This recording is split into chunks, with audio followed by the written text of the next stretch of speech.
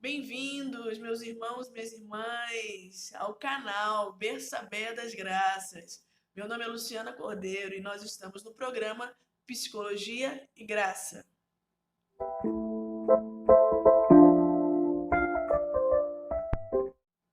Estamos unidos em nome desse Deus que é Pai, Filho e Espírito Santo. Amém. Estamos na quarta aula do módulo Consciência de Si. Se você ainda não viu as últimas aulas, aqui no canal Bersabé das Graças, tem as aulas todas disponíveis para você. Nessa semana, lá no grupo do WhatsApp Psicologia e Graça, um grupo do WhatsApp que tem um conteúdo exclusivo, temos um exercício, propomos um exercício espiritual. E dentro desse exercício tem um poema da Ruth Bebermeyer que fala sobre as palavras são janelas ou são paredes. Eu queria começar com um pedacinho desse poema para que você compreenda como nós escutamos o que os outros dizem e como nós falamos e muitas das vezes não exprimimos as nossas necessidades. Veja, diz assim o poema: sinto-me tão condenada por suas palavras, tão julgada e dispensada. Antes de ir, preciso saber, foi isso mesmo que você quis dizer?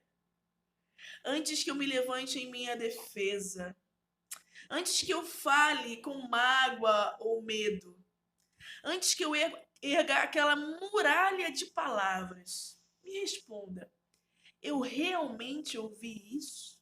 Esse pedacinho desse tema, desse poema, fala para nós e nos fala para nós exatamente o que nós escutamos quando o outro diz, né? O que nós expressamos através das nossas palavras.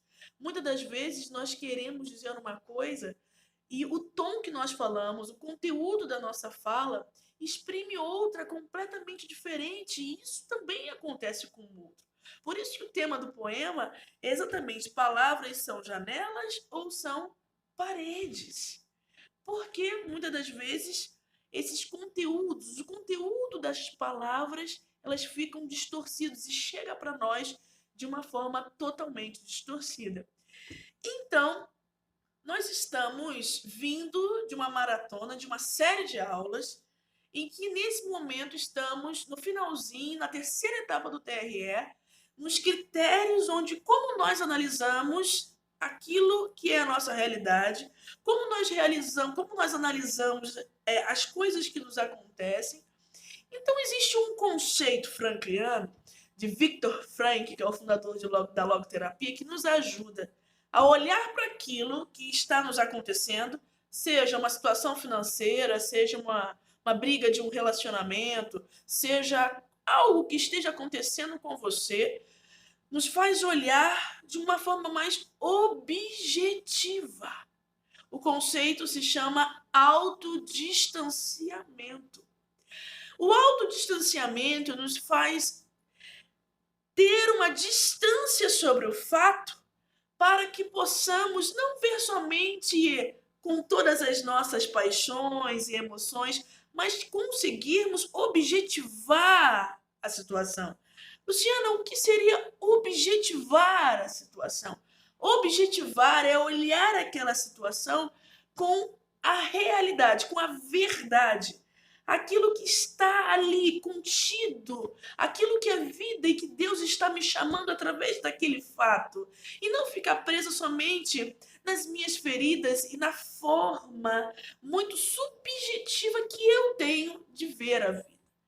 Então, nós vamos, através desse conceito, autodistanciamento, ter a capacidade de, através do TRE, através dessa aula, nos distanciar um pouco da situação para alcançarmos aquilo que realmente, o que está acontecendo, o que está dizendo para mim, aquilo que está acontecendo com você, o que está dizendo, o que a vida está me provocando, quais são as necessidades do outro que eu não estou vendo ali naquela situação, quais são as minhas fraquezas que eu também não estou vendo naquela situação, porque talvez eu já me acostumei com a minha desordem e não consigo mais ver além. E nós estamos nessa aula provocando a profundidade, provocando a ir além das nossas emoções. Nós estamos falando muito sobre isso, né?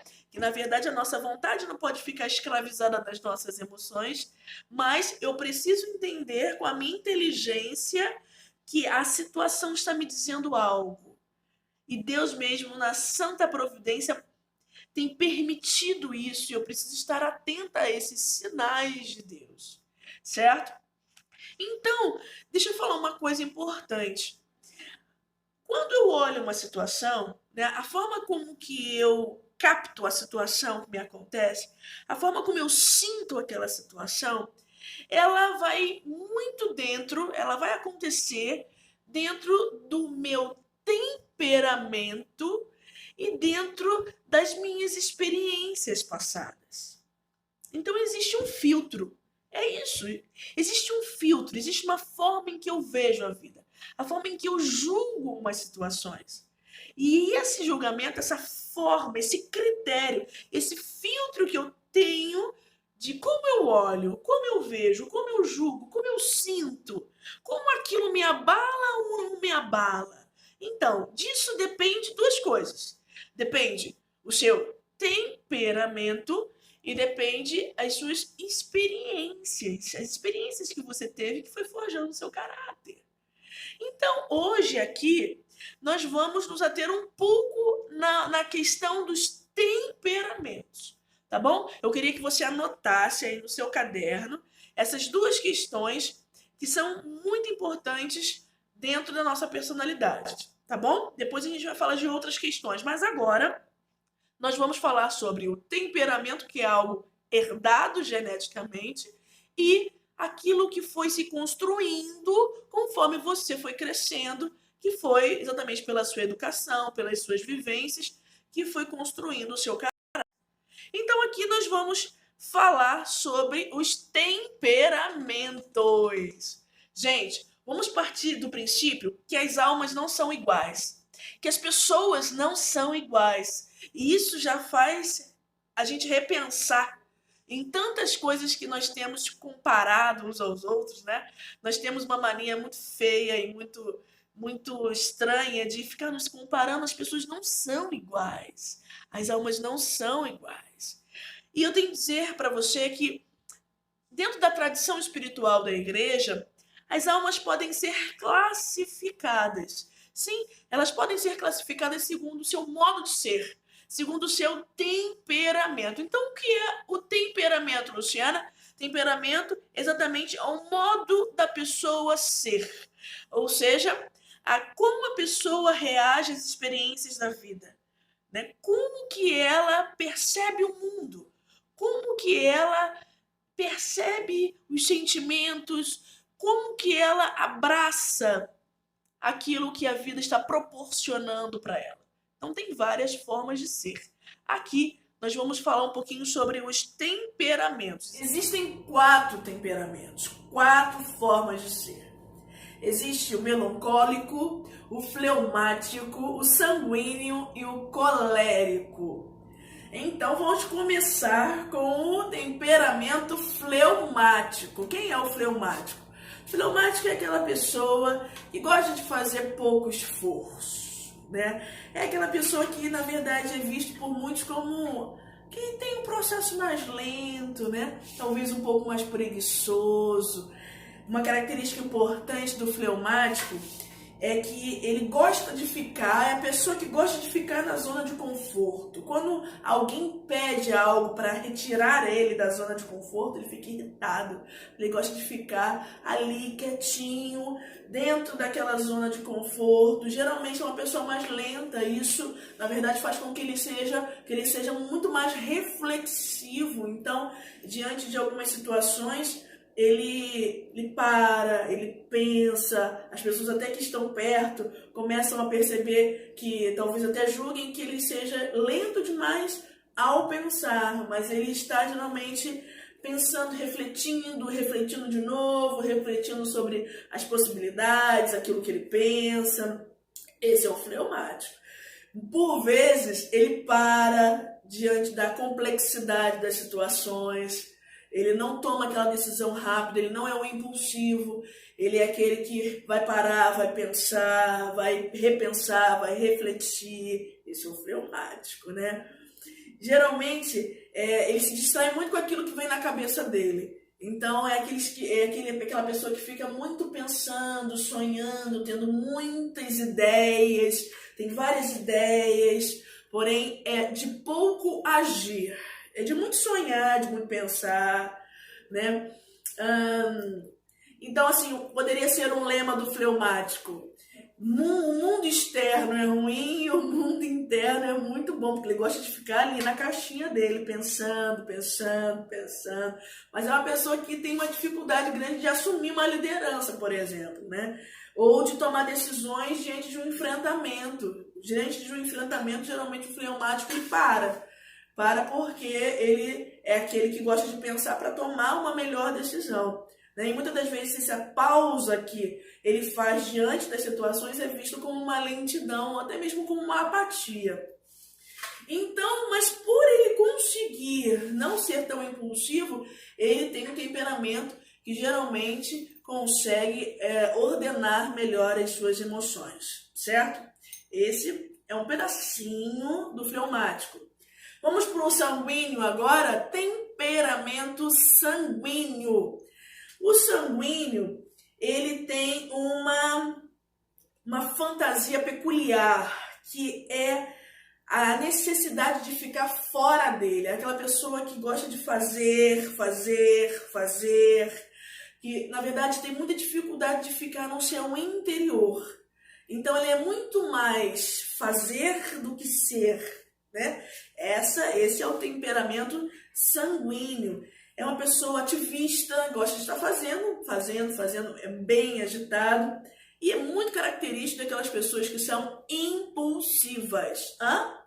Temperamento sanguíneo, aquelas pessoas que são muito impulsivas, que na verdade tem até um jeito engraçado de ser, porém, na verdade, eles gostam de ficar fazendo coisas o tempo todo. Na verdade, quando tem algo que eles precisam parar, olhar para dentro de si, eles sempre estão dando desculpas que tem que fazer alguma coisa. Ou então, quando param, sempre estão pensando naquilo que ainda tem que fazer. Hein? Você é assim? Mas o temperamento sanguíneo é aquela pessoa que geralmente tem as respostas, as soluções assim bem rápidas. Aquilo que está dentro da alçada, da possibilidade dele, são pessoas que têm, sabe, resoluções assim bem rápidas diante de algumas situações. Porém, se tiver que parar a resolver coisas no interior, ficam um pouco estressadas com isso, né? E é engraçado que dentro do sanguíneo, as emoções elas vêm e vão. Então são pessoas que, na verdade, são bem impulsivas, porque as emoções vêm muito rápido, mas também as emoções vão muito rápido, né? Então, daqui a pouco ele pode brigar e daqui a pouco ele está já se reconciliando, né? Porque, na verdade, as emoções vêm e vão muito rápido.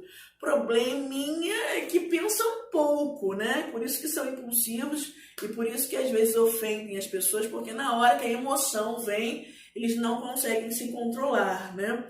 E é engraçado que esses, como eu disse agora, algo que você precisa perceber, sempre estão tentando dar desculpas porque estão ocupados, né?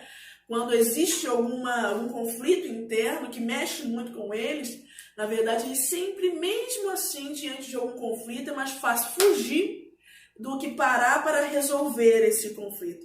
É bem mais fácil reagir de forma compensatória, ou comendo muito, ou indo para a academia de forma exagerada, ou trabalhando de forma exagerada, sempre compensando de alguma forma, do que parar para refletir, colocar no papel. Então, uma pessoa que é resistente a isso, né?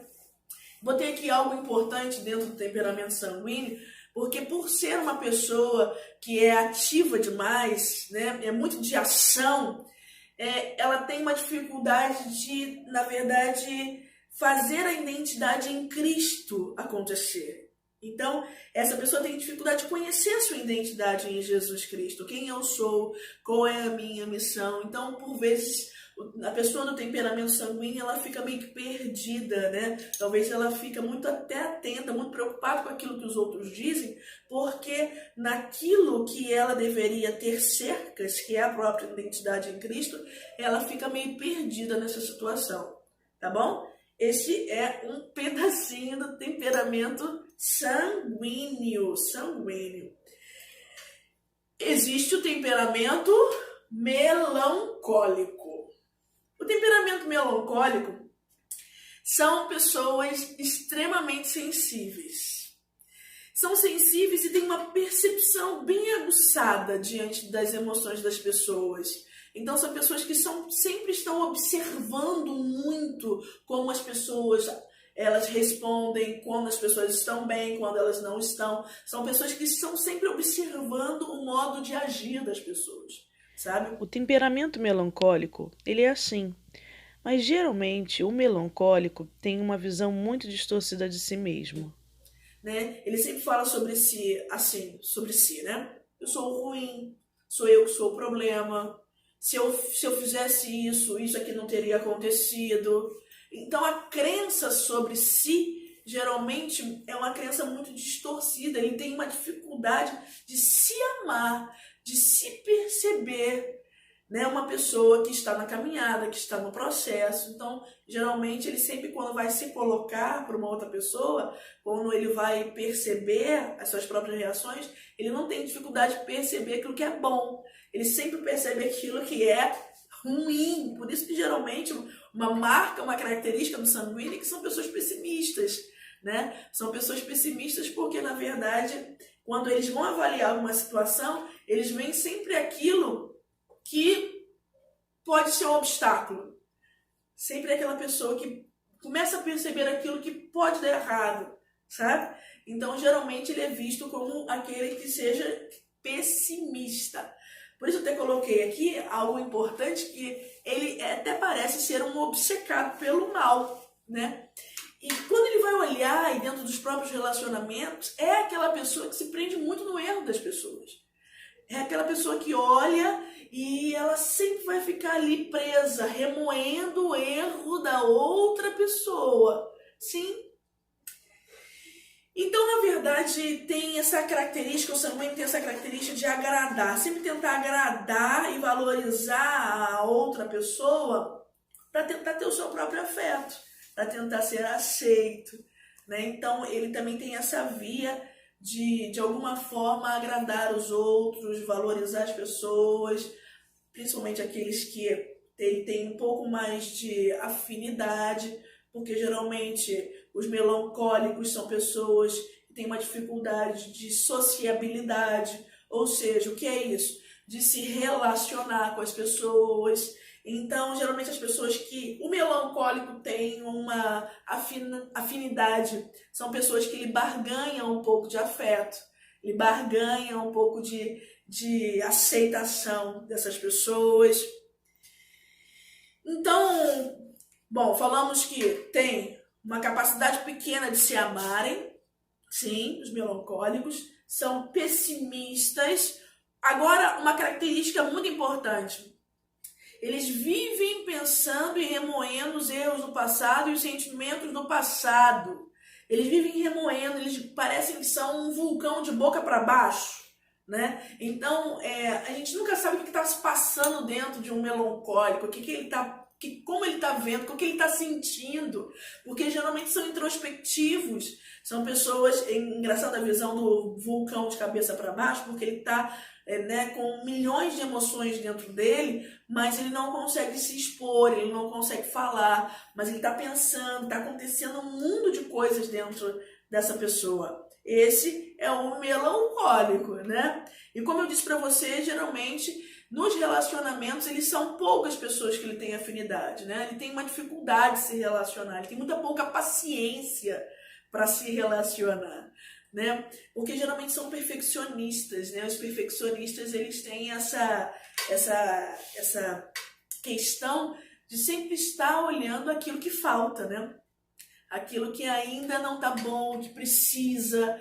Então, são de poucos elogios, mas sempre estarem observando aquilo que é o mal. e que precisa ser ajeitado, que precisa, na verdade, que a pessoa seja atenta àquilo. Então, geralmente, muito mais cobra do que elogia. Esse é o melancólico. Agora vamos para o temperamento colérico. Então, o temperamento colérico é exatamente um homem, uma mulher que é expansivo e explosivo. A gente faz analogia com a imagem de um vulcão com a boca para cima, né? Geralmente são pessoas que explodem rápido, né? Também uma característica muito inerente a esse temperamento, que são muito críticos em tudo que fazem, em tudo que vejam, tudo que veem, são muito críticos, muito detalhistas. Na verdade, também dentro dos relacionamentos são pessoas que querem ter controle dentro das relações, dentro da realidade que vive, gostam de se sentir também seguros quando têm o controle nas mãos daquilo que estão vivendo. Quando o controle foge, quando existe uma situação em que sai do controle, essa pessoa ela fica um pouco sem jeito, não sabe como fazer, se sente bastante insegura. Então, nas relações, é aquela pessoa que vai justificando seus erros, tem muita dificuldade em reconhecer aquilo que é, reconhecer a própria fraqueza. Na verdade, sempre vai sabotando, né, uma justificativa com outra justificativa, com outra justificativa. São bons líderes, tá, minha gente? Os coléricos são pessoas que são bons líderes. Até porque na liderança, quando não é uma liderança ordenada, se utiliza essa liderança para manipular, através dos pontos fracos das pessoas, manipular alguns grupos. Tem isso também. Uma outra característica bem importante é que o colérico, ele gosta de aparecer, né? Ele tem a soberba ali como pecado capital bem dominante. Então, quando ele quer fazer algo para agradar alguém, ou ele quer fazer uma caridade, na maioria das vezes, o que está na essência daquele ato é a própria vaidade. Então, interessante que nós entendamos aqui que os temperamentos são as características da natureza humana. Porém, quando estamos em Cristo, a graça faz com que nós consigamos ordenar o nosso caráter. Então, por isso que estamos aqui no programa Psicologia e Graça, porque vamos conseguindo ao longo do tempo, através das virtudes, que vai ser daqui a pouco um outro tema, ordenar o nosso caráter. Aqui é necessário que nós entendamos quais as características que estão permeando a nossa natureza. Então vai ficar esse convite para você. O convite é a provocação. Quais dos temperamentos você se identificou? Nós vamos ter uma live de aprofundamento e vamos falar um pouquinho mais sobre isso. Também vamos ter um material teórico, uma base de conceitos que também vai ajudar você a identificando ao longo dessa semana, tá bom?